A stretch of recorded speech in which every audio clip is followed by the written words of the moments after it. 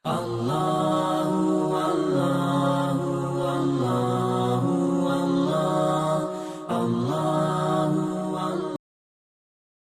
salaka tariqan yaltamisu fihi ilman sahhalallahu lahu bihi tariqan ilal jannah. Siapa yang menempuh satu jalan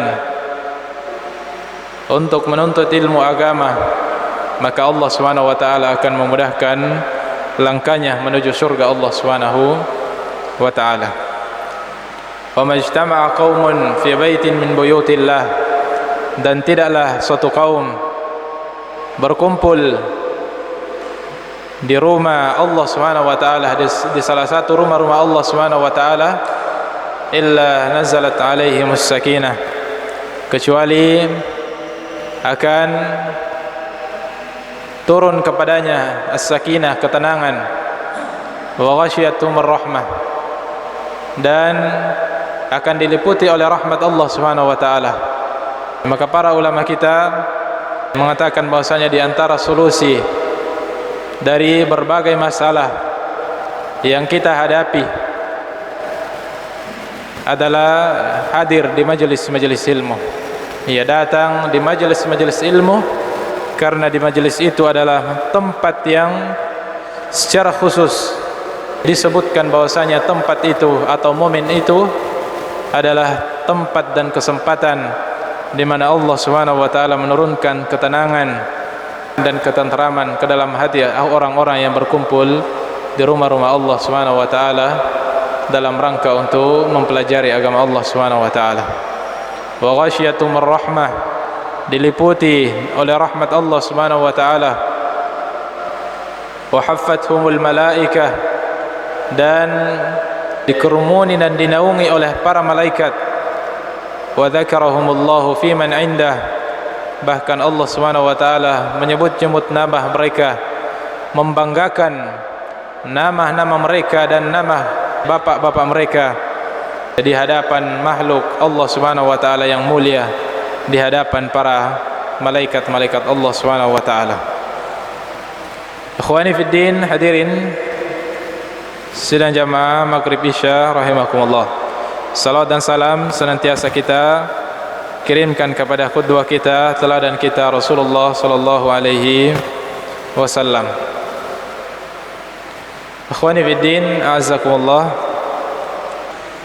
dari kitab Sahih Fadailul A'mal, dari kitab Sahih yang membahas tentang keutamaan-keutamaan amal soleh, yang ditulis oleh Al-Imam Al-Alama Syekh Nasruddin Al-Albani rahimahullahu ta'ala. Dan kita masih pada pembahasan keutamaan tauhid, keutamaan mentauhidkan Allah Subhanahu wa ta'ala, keutamaan mengesahkan Allah Subhanahu wa ta'ala, dan keutamaan iman kepada Allah Subhanahu wa ta'ala. Di pekan yang lalu atau pertemuan yang lalu, ya, kita membacakan ya hadis Nabi sallallahu alaihi wasallam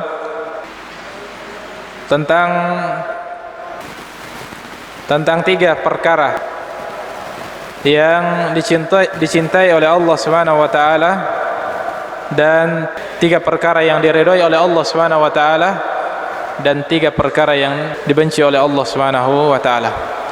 Adapun pada kesempatan kali ini kita akan membacakan hadis dari Anas bin Malik radhiyallahu taala anhu yang sudah sempat kita baca secara cepat ya teks hadisnya pada ya pertemuan yang lalu. Dari Anas bin Malik radhiyallahu taala anhu, ya, beliau adalah sahabat Nabi sallallahu alaihi wasallam yang banyak waktu beliau habiskan bersama beliau. Bahkan beliau memilih untuk menjadi jalan kemuliaan beliau dengan menjadi pelayan dari Nabi sallallahu alaihi wasallam, dan berkhidmat dan melayani, memberikan perhatian dan pelayanan kepada para ulama dan orang-orang soleh adalah sesuatu yang merupakan kemuliaan di sisi Allah Subhanahu wa taala. Apatah lagi menjadi pelayan bagi Nabi sallallahu alaihi wasallam, tentunya itu adalah manusia terbaik yang paling pantas untuk diberikan pelayanan dan perhatian khidmat kepada beliau sallallahu alaihi wasallam. Beliau melayani Rasulullah sallam, ya bahkan beliau menyebutkan selama beliau bersama dengan Nabi sallallahu alaihi wasallam kurang lebih 10 tahun ya beliau bersama, ya beliau mengatakan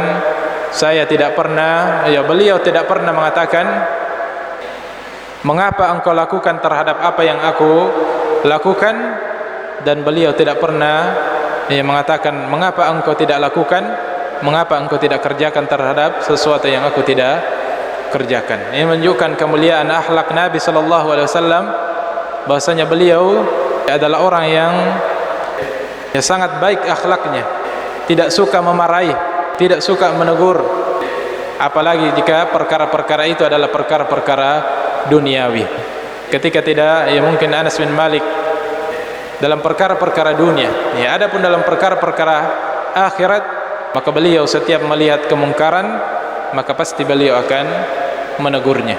Pasti beliau akan menegurnya. Adapun dalam urusan pelayan dunia, maka beliau ketika tidak mendapatkan atau tidak dilayani sebagaimana mestinya, maka beliau tidak mengatakan mengapa engkau tidak mengerjakan, atau jika ada sesuatu yang kurang tepat pelayanan dunia, maka dia mengatakan mengapa engkau seperti itu, mengapa engkau kerjakan seperti itu. Dan itu banyak, kebanyakan dilakukan oleh manusia, khususnya orang-orang yang memiliki pelayan. Dan ini menunjukkan ketinggian akhlak dari Nabi SAW kepada orang yang berstatus sebagai pelayan pun, beliau tetap muliakan dan tidak memandangnya sebagai orang yang rendah. Tidak seperti dengan kebanyakan manusia, kepada pelayan mereka atau kepada pembantu mereka, mereka akan memandangnya dengan menganggapnya sebagai orang-orang yang rendah. Ketika melakukan pekerjaan yang kurang tepat, pasti akan mengatakan mengapa, dan ketika tidak mengerjakan sesuatu, dia akan menegur dan mengapa engkau tidak mengerjakan. Adapun Nabi SAW jika itu perkara dunia, maka beliau lebih sering berlapang dada dan memaafkan. Adapun urusan akhirat, maka beliau bahkan memerintahkan kepada kita jika itu pelanggaran, maka akan segera beliau menegurnya. Beliau adalah pelayan Nabi SAW.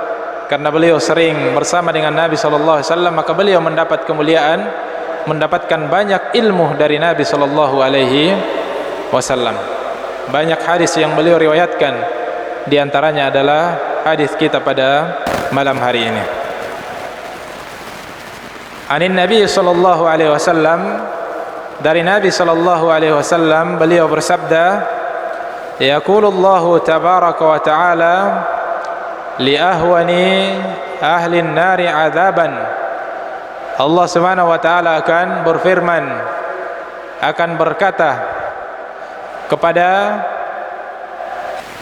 orang yang merupakan penduduk neraka yang paling ringan siksanya pada hari kiamat. Dari penggalan hadis Nabi sallallahu alaihi wasallam ini,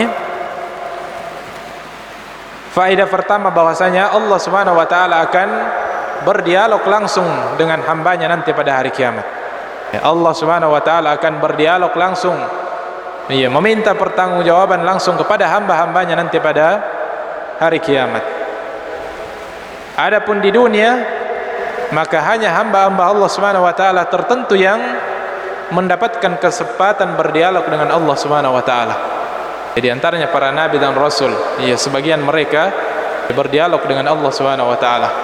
Seperti Nabi kita SAW ketika menerima perintah salat ketika di Isra Mi'rajkan.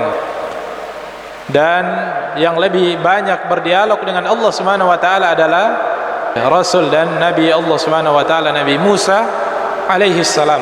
Bahkan beliau digelari sebagai kalimullah, sebagai orang yang banyak berdialog dengan Allah Subhanahu wa taala. Itu di dunia. Adapun di akhirat, semua hambanya, semua Allah Subhanahu wa taala akan berdialog kepada siapa saja dari hambanya yang Allah Subhanahu wa taala kehendaki. Bahkan termasuk kepada orang-orang yang ditakdirkan memasuki neraka Allah Subhanahu wa taala, karena perbuatannya di dunia. Allah Subhanahu wa taala berfirman atau berkata kepada penduduk neraka yang paling ringan azabnya. Faedah yang lain dari penggalan ini bahwasanya dari hadis ini dipahami bahwasanya siksa neraka itu darakat. Iya. Dan memang al-jannatu darajat. Lil jannati darajat. Iya, surga itu bertingkat-tingkat. Yang paling bawah, yang paling rendah, ya itu yang paling standar kenikmatannya. Dan yang paling tinggi adalah Jannatul Firdaus. Dan itulah yang mesti kita selalu minta. Fa idza sa'altal jannah fas'alil firdausal a'la. Ya, kalau meminta surga, jangan sekadar meminta ingin dimasukkan ke dalam surga, tetapi mintalah surga yang paling tinggi, yaitu surga Firdaus. Adapun neraka maka darakat. Ya, kalau surga darajat, bertingkat-tingkat. Ya, adapun neraka ya darakat, tingkatannya ya ke bawah. Semakin ke bawah ya semakin pedih azabnya. Dan orang yang di tingkatan yang paling atas itulah orang yang paling ringan siksanya. Dan orang yang paling ringan siksanya ya sudah kita gambarkan, ya sudah jelas disebutkan oleh Nabi SAW bahwasanya gambaran ya orang yang paling ringan siksanya nanti pada hari kiamat atau di neraka Allah Subhanahu wa taala adalah orang yang dipakaikan sendal dari neraka atau menginjak kerikil neraka, fayaqli dimaguhu, dan otaknya mendidih. Ya, kalau organ tubuh yang paling jauh dari telapak kaki adalah otak kita atau kepala kita itu mendidih, lalu bagaimana lagi dengan organ-organ yang paling dekat? Ya, organ yang paling dekat dengan kaki kita. Ya, maka dari penggalan hadis ini menunjukkan bahwasanya neraka itu berjenjang, ya, bertingkat-tingkat, berlevel siksanya.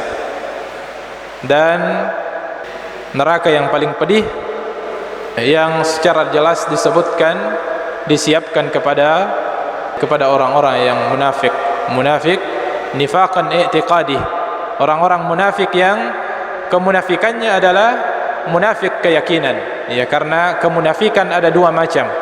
Ya, ada munafik yang i'tiqadi, munafik yang munafik keyakinan, dan ada yang munafik amali, yang dia munafik tapi ya bukan ya munafik keyakinan tetapi munafik amalannya. Amalan yang dia lakukan, perbuatan yang dia lakukan adalah termasuk perbuatan yang merupakan ciri-ciri orang munafik, tetapi di hatinya ya bukan ya orang munafik yang secara keyakinan. Apa perbedaannya? Orang yang munafik i'tiqadi, orang yang munafik dari keyakinan, yaitu keluar dari Islam. Dan itulah yang diancam oleh Allah Subhanahu wa taala dengan ya neraka yang paling bawah, ya neraka yang paling pedih siksanya.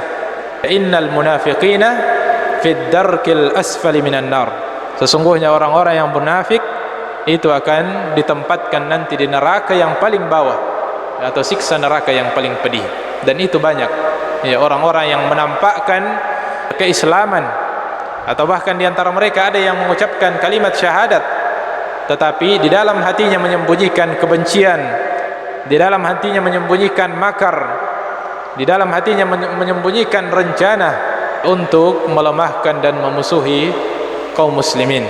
Maka inilah orang munafik yang kemunafikan yang mengeluarkan dari Islam. Adapun munafik amali, ya munafik yang ya orang-orang yang melakukan perbuatan-perbuatan yang merupakan ciri-ciri orang munafik. Sebagaimana disebutkan oleh Nabi sallallahu alaihi wasallam dalam sabdanya, ayatul munafiq thalathun. Di antara tanda-tanda kemunafikan ada 3. Idza haddatsa kadzaba. Ya, di antaranya adalah ketika dia berbicara dia berdusta. Wa idza wa'ada akhlafa. Ketika dia berjanji dia mengingkari. Wa idza tumina khana. Dan ketika dia dipercayai, diberikan kepercayaan, dia berkhianat. Ya, maka ini di antara ciri kemunafikan yang munafik amal, merupakan dosa besar tetapi tidak mengeluarkan dari dari Islam. Maka neraka itu bertingkat-tingkat. Neraka itu berjenjang siksanya sesuai kadar dosa yang dilakukan oleh hamba-hamba Allah Subhanahu wa taala di dunia. Wa na'udzubillahi min adzabin nar. Allah Subhanahu wa taala berfirman kepada orang penduduk neraka atau penghuni neraka yang paling ringan siksanya. Lau kanat lakad dunya, dia berdialog dengan orang tersebut.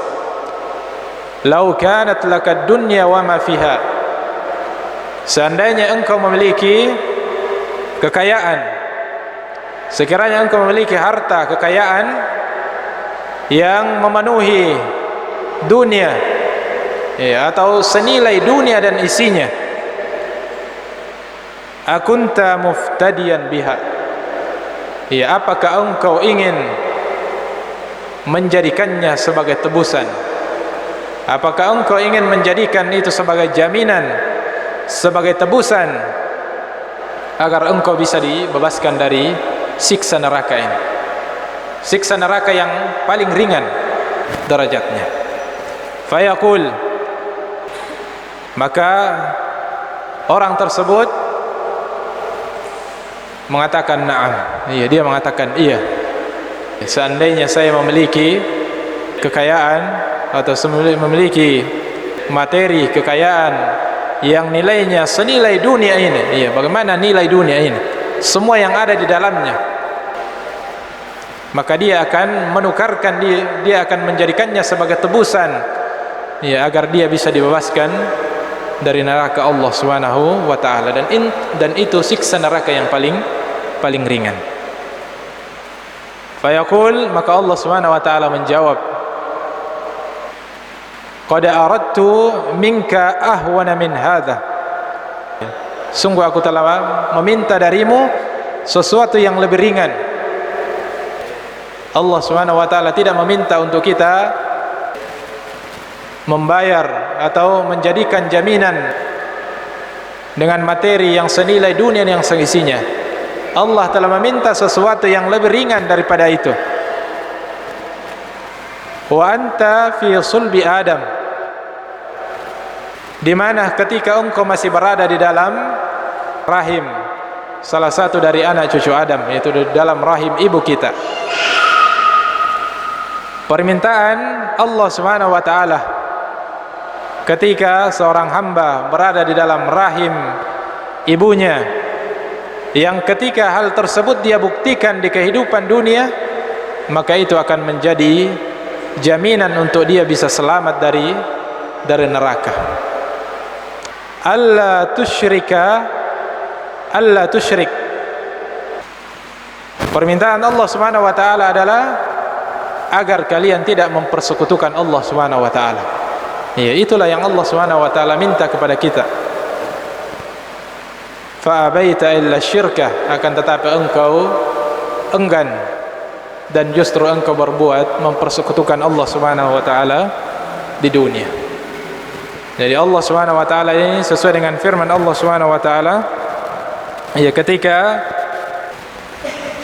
Allah Subhanahu wa taala ingin menciptakan manusia dan ingin melahirkan manusia ke dunia ini, Allah Subhanahu wa taala terlebih dahulu meminta perjanjian kepadanya, mengikat perjanjian kepada manusia tersebut. Alastu bi rabbikum, bukankah aku ini adalah Tuhanmu?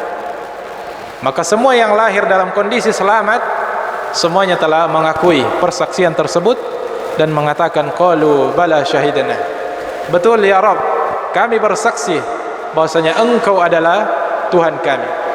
Maka semua yang lahir, semua janin, semua bayi yang lahir dalam kondisi bertauhid, dalam kondisi beriman kepada Allah Subhanahu wa taala. Kullu mauludin, kata Rasulullah sallam, yuladu alal fitrah.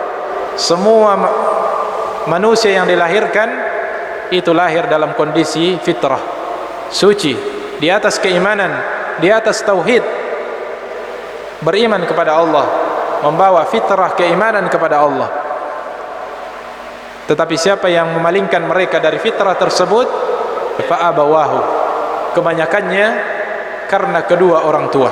Kebanyakannya banyak orang yang melenceng dari fitrahnya, melenceng dari akidah dan iman yang lurus yang dia bawa ketika dia lahir adalah kedua orang tuanya. Fa abawahu yuhawidani, akan tetapi kedua orang tuanya lah yang membuatnya jadi Yahudi, atau Yunassirani, atau menjadikannya sebagai orang Nasrani, atau Yumajjisani, atau menjadikannya sebagai seorang Majusi.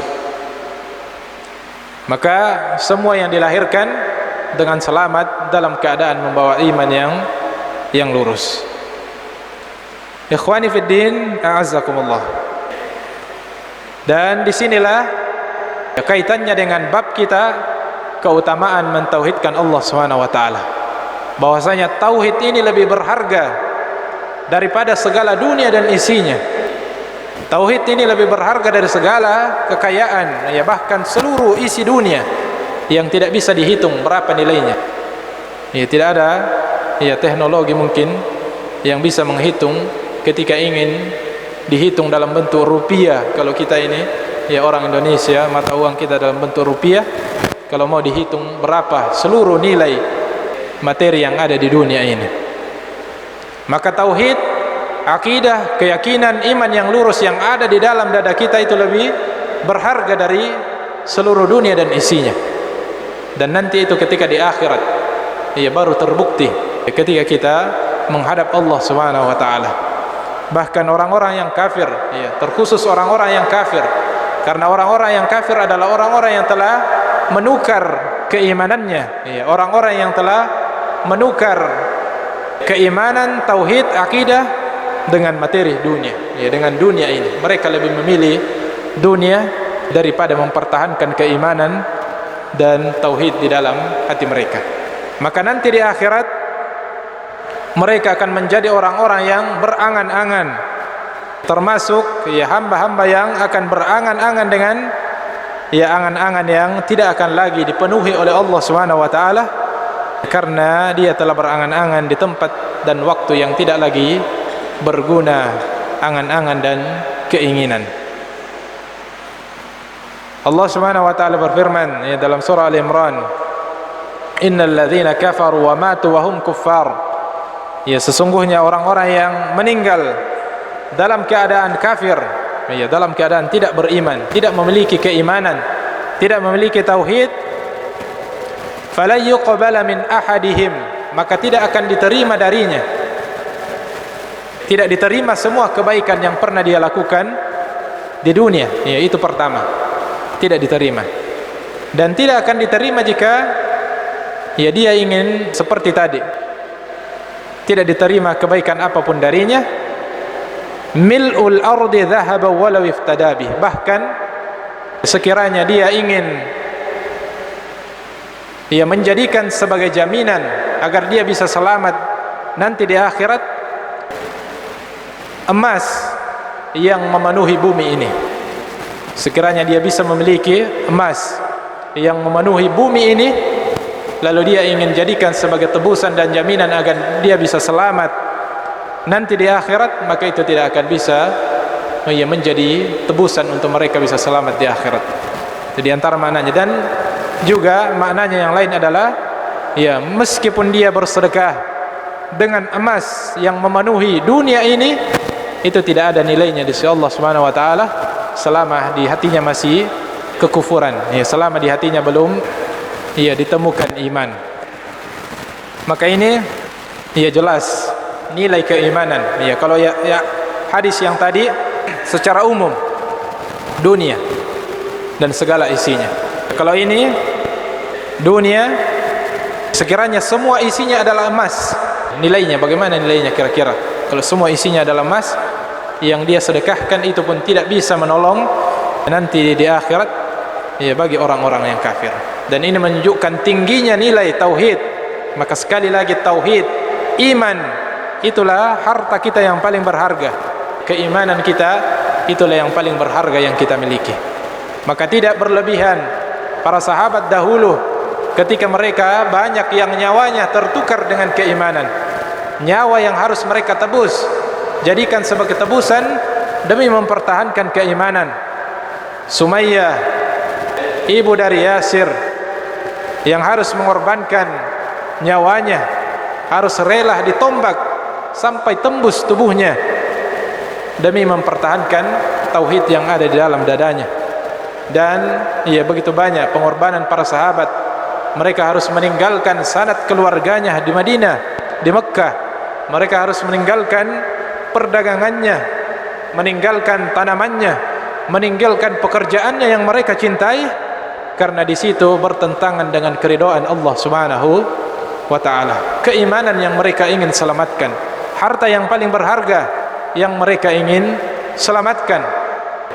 Adapun dunia bisa dicari di tempat yang lain, akan tetapi keimanan ketika dikorbankan, lalu kita menghadap Allah Subhanahu wa taala dalam keadaan tidak membawa keimanan, maka itulah kerugian yang nyata. Maka Rasulullah SAW mewasiatkan, man taraka syai'an lillah, siapa yang meninggalkan sesuatu yang dia cintai karena Allah, bahkan mungkin dia butuhkan, karena Allah dia tinggalkan. Kenapa dia tinggalkan? Karena tidak sesuai dengan apa yang Allah Subhanahu wa taala inginkan. Man taraka syai'an lillah, siapa yang meninggalkan sesuatu karena Allah, awadahu Allahu khairan minhu. Janji Allah Subhanahu wa taala, wa inna Allah la yukhliful mi'ad, dan Allah sama sekali tidak akan mengingkari janjinya. Awadahu Allahu khairan minhu, Allah pasti akan mengganti apa yang dia tinggalkan tersebut karena Allah dengan sesuatu yang lebih baik.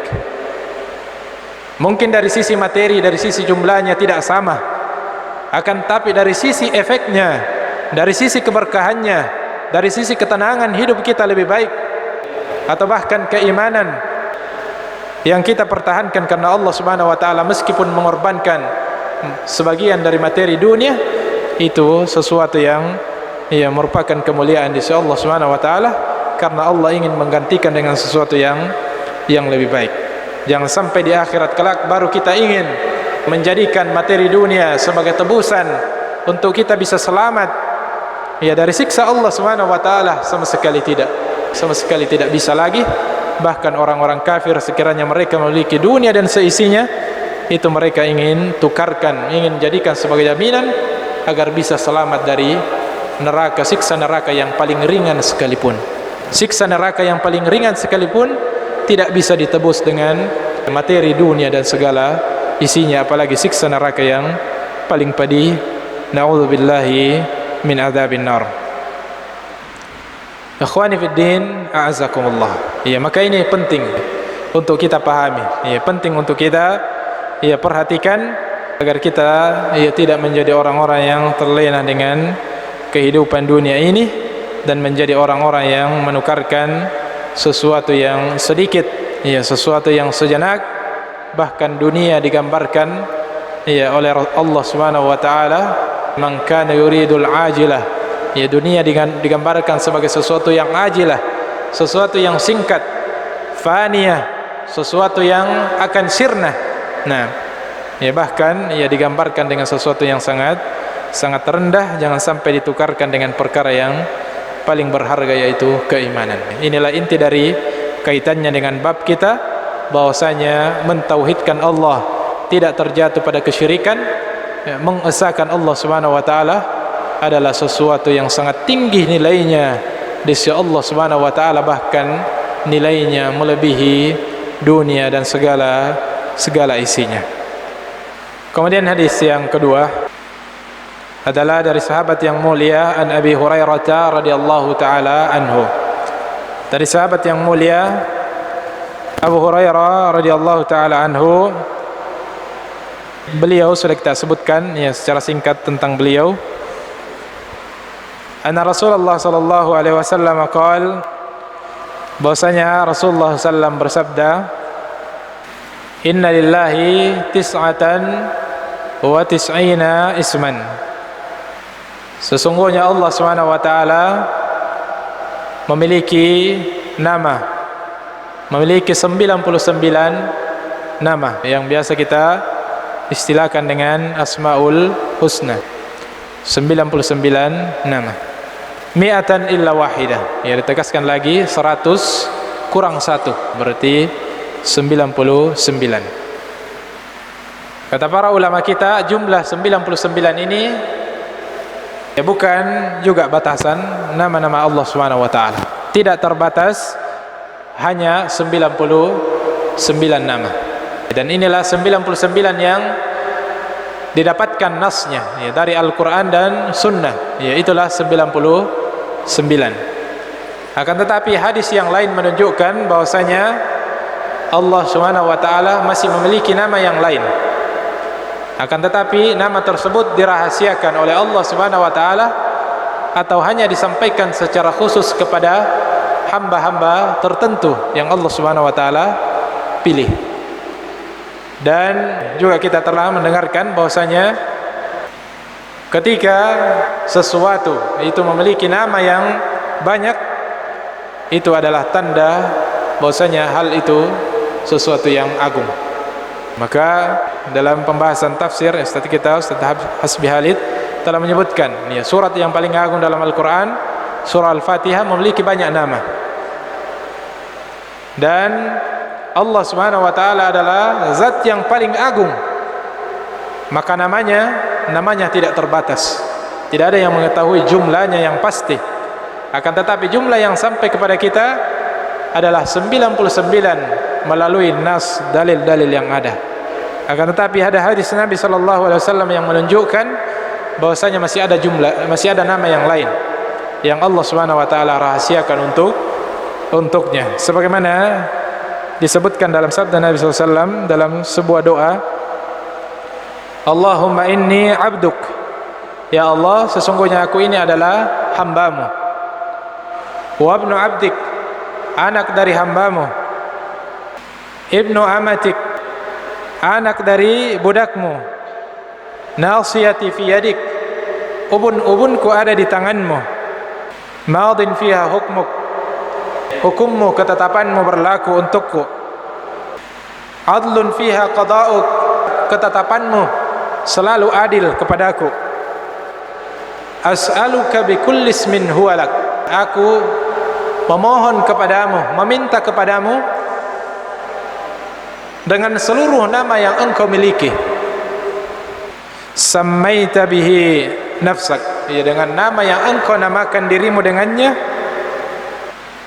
au 'allamtahu ahadan min khalqik, atau nama yang engkau ajarkan secara khusus kepada hambamu, au anzaltahu fi kitabik, atau nama-nama yang engkau turunkan di dalam kitabmu. Ya, jadi Asmaul Husna diambil dari dalil-dalil yang ada dari Al-Quran, Ar-Rahman Ar-Rahim, ya, disebutkan dalam Al-Quran dan hadis-hadis Nabi sallallahu alaihi wasallam. Asta'thartahu bihi fi ilmil ghaibi indak. Ya, inilah hadis yang menunjukkan bahwasanya masih ada nama-nama lain dari Allah Subhanahu wa taala selain dari 99 Asmaul Husna, atau nama-nama yang engkau rahasiakan pada dirimu. Anta ja'alal Qur'ana rabi'a qalbi. Lalu Rasulullah kemudian menyebutkan isi kandungan doanya, ya Allah, aku memohon kepadamu engkau jadikan Al-Quran itu sebagai penyejuk, sebagai penghibur hatiku, wa nura sadri, dan sebagai cahaya penerang jiwaku, dadaku, wa jalaa huzni, dan penghilang pelipur lara dari kesedihanku, wa dhahaba hammi, dan ia penghilang dari segala gundah gulana yang ada di hatiku. Ya, Allah Subhanahu wa taala memberikan nama 99 yang sampai kepada kita, yang tertulis dalam, yang dikumpulkan sebagai Asmaul Husna. Akan tetapi Allah masih memiliki nama-nama yang lain yang harus kita yakini, yang harus kita tauhidkan Allah Subhanahu wa taala dengan nama-nama tersebut.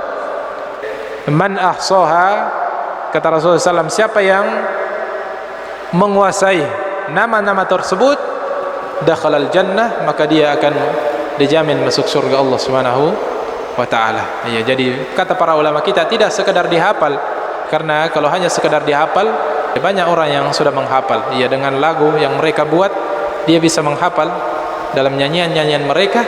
Tetapi para ulama kita, maksud dari man ahsaha adalah menghafalnya memahaminya, mengaplikasikan ya maknanya, memahami makna dari nama-nama Allah Subhanahu wa taala dan mengesahkan Allah Subhanahu wa taala dengan nama-nama tersebut, bahwasanya Allah Subhanahu wa taala tidak ada yang memiliki sifat yang serupa dengan sifat yang terkandung di dalam nama-nama Allah Subhanahu wa taala. Maka siapa yang memahami dengan baik nama-nama Allah Subhanahu wa taala, termasuk menghafalkan 99 nama-nama Allah Subhanahu wa taala, memahami, meyakini dan mengaplikasikan makna-maknanya, dakhalal jannah, maka ya Allah Subhanahu wa taala akan memasukkannya ke dalam surga.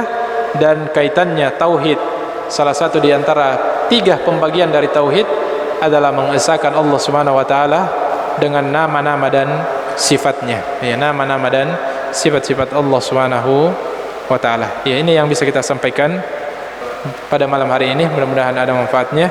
Segala yang benar tentunya datangnya dari Allah Subhanahu wa taala, karena taufik dari Allah Subhanahu wa taala. Dan jika ada yang salah, yang keliru, ya kami mohon diluruskan. Dan selebihnya kita beristighfar kepada Allah Subhanahu wa taala dengan doa kafaratul majlis. Subhanakallahumma wa bihamdik, asyhadu an la ilaha illa anta wa astaghfiruka wa atubu ilaik. Wassalamu alaikum warahmatullahi wabarakatuh.